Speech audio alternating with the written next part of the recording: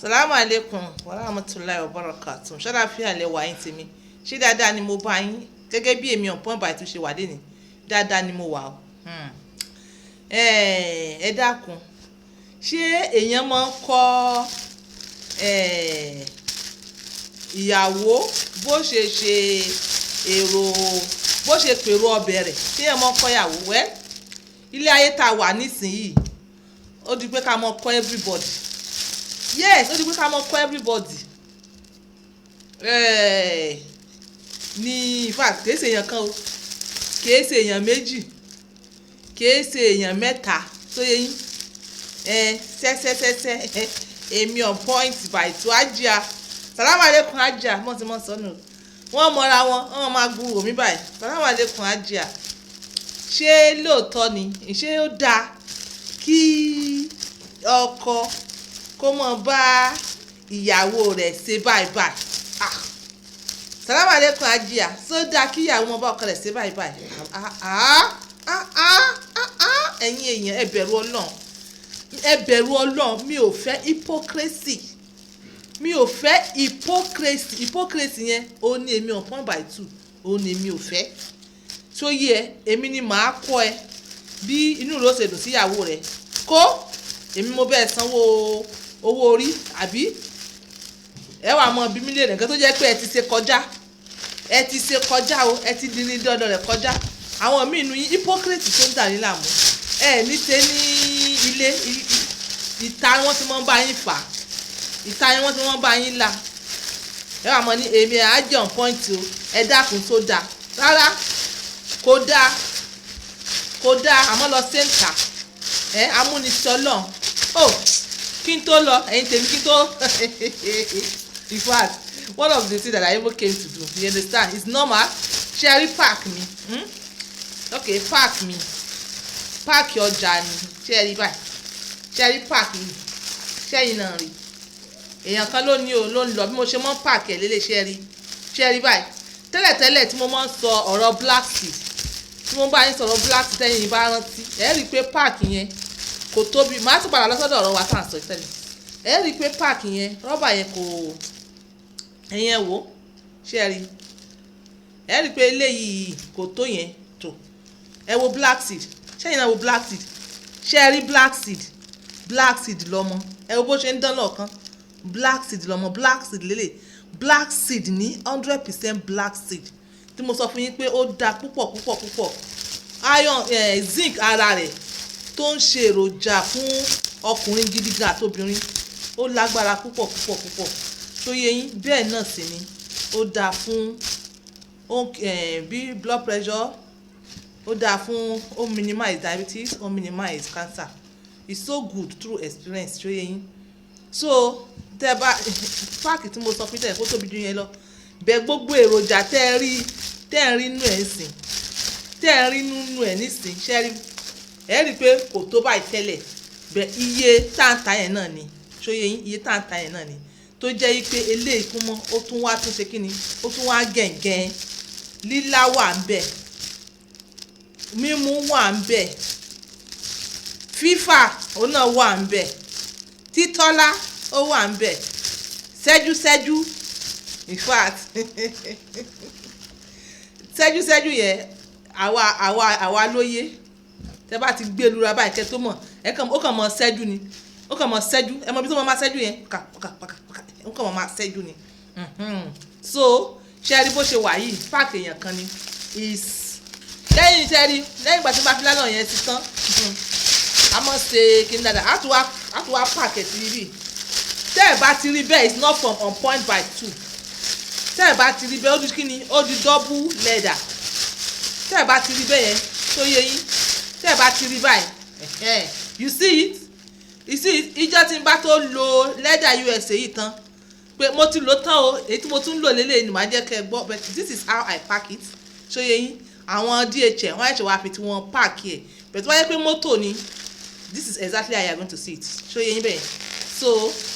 ó sì ń ṣe kíni ó sì ń ṣàrẹ ara lóore lọ o, wọ́n sì ń jẹ àǹfààní ẹ̀ o, wọ́n sì ń ṣe kíni wọ́n sì ń jẹ àǹfààní ẹ̀. So bí mo ṣe ń bọ́rọ̀ mi lọ ọ̀rọ̀ tí mo fẹ́ sọ lórí ẹ̀ ó pọ̀ àmọ́ jẹ́ ń ṣe sharp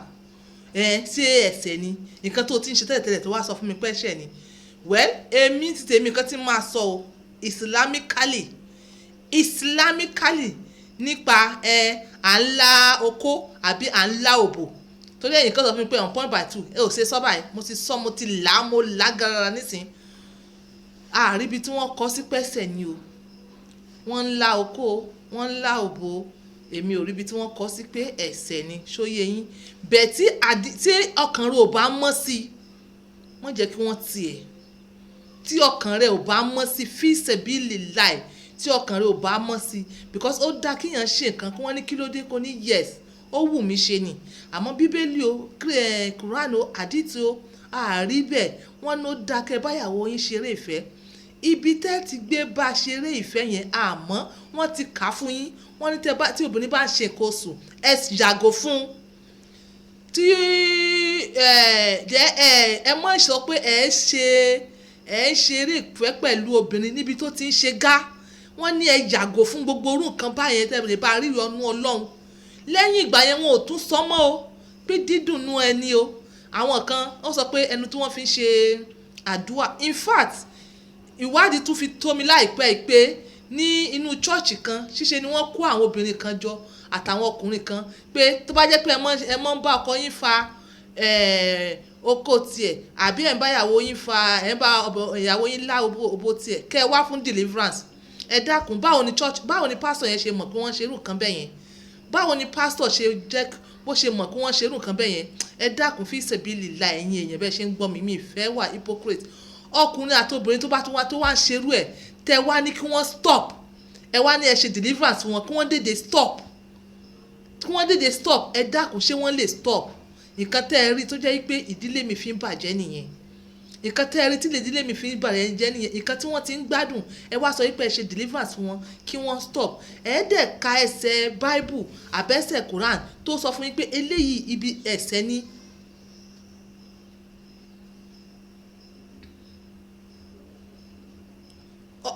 Nínú chapter Quran kan a ní pé lawful to you are your wives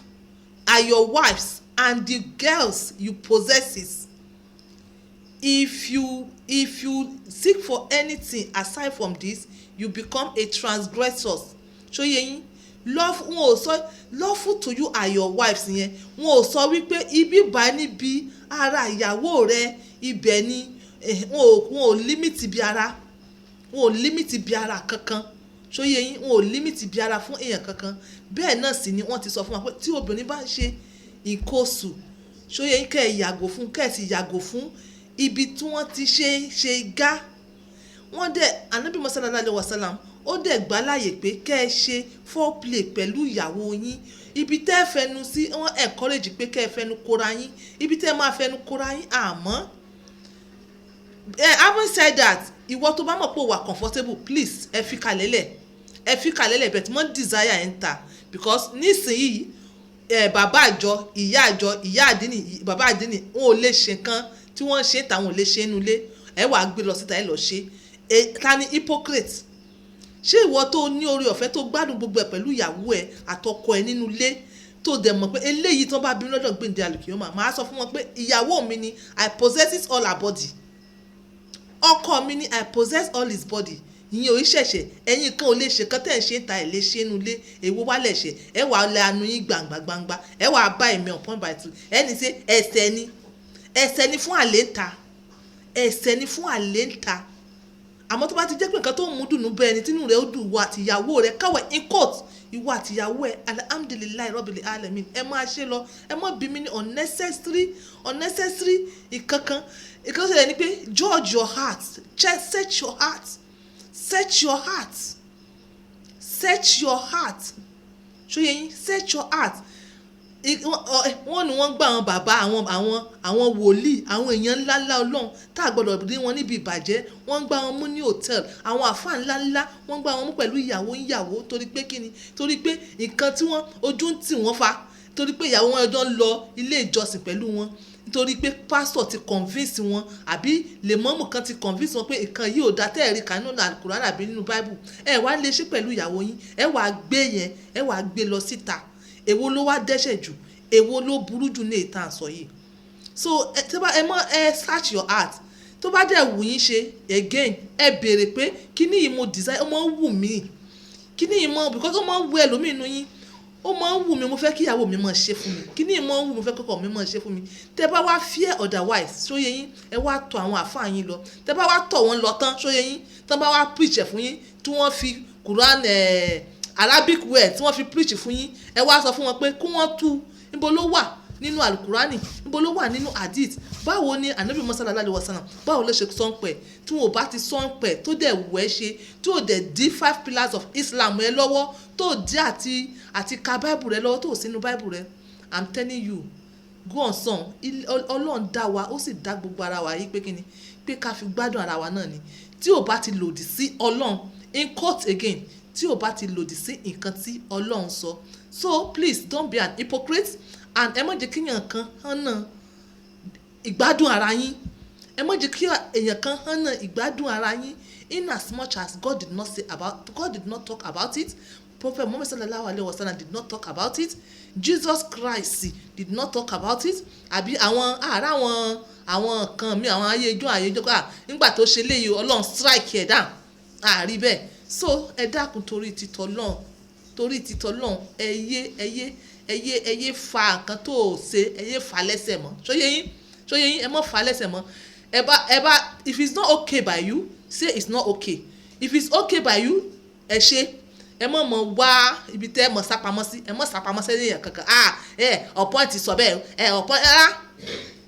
search and you will get it, you understand. So kí n tó lọ ẹ mọ́ gbàgbé àdọ́dùn tí mo pè ní adùn yúngbà àti black seed yẹn dá gidi gan. Oh my god ó dá kódà bẹ́ẹ̀ tiẹ̀ fẹ́